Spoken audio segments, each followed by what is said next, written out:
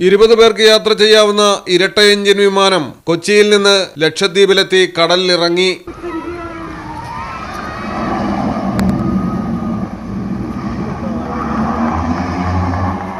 Seaplane സർവീസിന്റെ പരീക്ഷണ പറക്കൽ വിജയകരം. 2 മണിക്കൂർ സമയം കൊണ്ടാണ് സീപ്ലെയിൻ കൊച്ചിയിൽ നിന്ന് അഗത്തിയിൽ ലാൻഡ് ചെയ്തത്.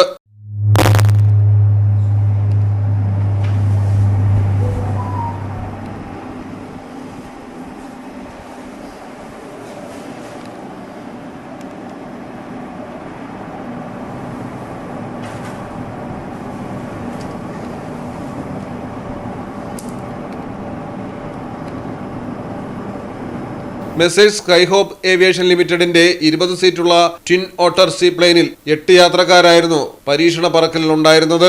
കൊച്ചി, അഗത്തി, കൽപ്പേനി, കവരത്തി, കൊച്ചി, കടമത്ത്, കിൽത്താൻ, അഗത്തി എന്നീ ദ്വീപുകളെ ബന്ധിപ്പിച്ചാണ് സർവീസ് നടത്തുന്നത്.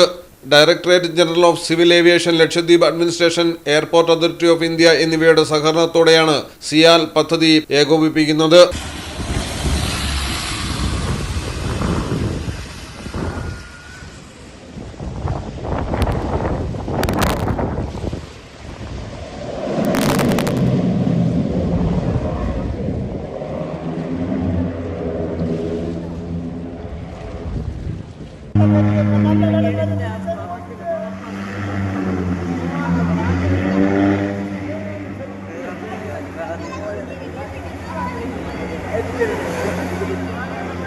ലക്ഷദ്വീപിനും കേരളത്തിനുമിടയിലുള്ള യാത്രാ സമയം കുറയുന്നതിനൊപ്പം വിനോദസഞ്ചാര മേഖലയ്ക്ക് പുത്തൻ ഉണർവാണ് ഇതിലൂടെ ലഭിക്കുന്നത്.